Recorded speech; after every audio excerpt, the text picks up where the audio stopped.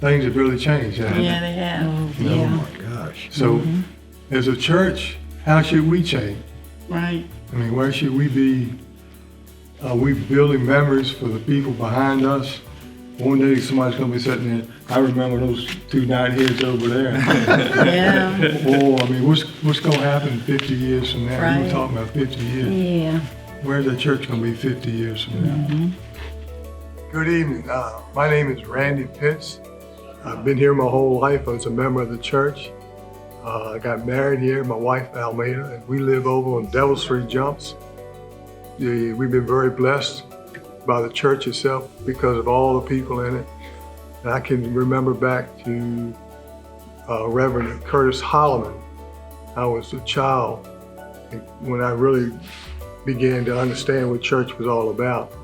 And he was the pastor at the time. He actually had married my parents.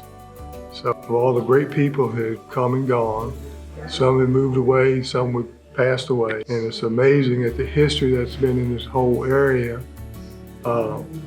It's part of growing up in a church like this, meeting veterans from the First World War on up until today. They use the same Bible and all that we're using now, the same part. Jesus was preaching back then, he's still preaching today. I'm Bernard Collins. I'm 87 years old.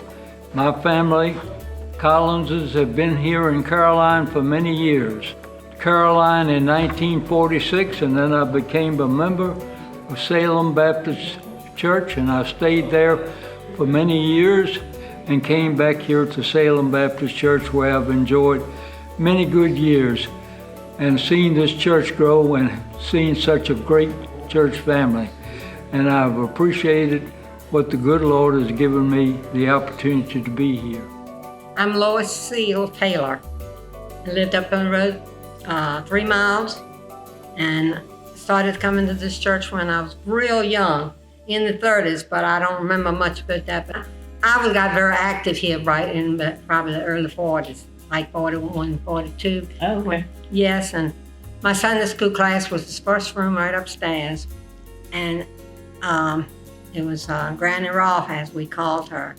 And I tell you like this, if we would bring our money and say our Bible verse, she would let us color a feather in the Indian's headpiece, but you had to do that.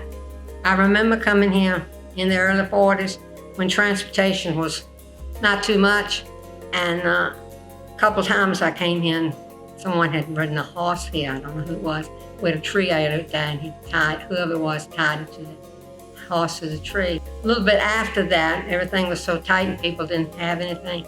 My daddy, who was driving a school bus, would drive it to church on Sundays and go on around and pick up a lot of people. And that was another reason I wanted to come to church, because I wanted to ride a school bus. One night we came in, and was sitting in the back, near the back. Back door was open. It was summertime, of course. And a skunk came up, and we could smell him in church. I don't know you went there, but that really did happen.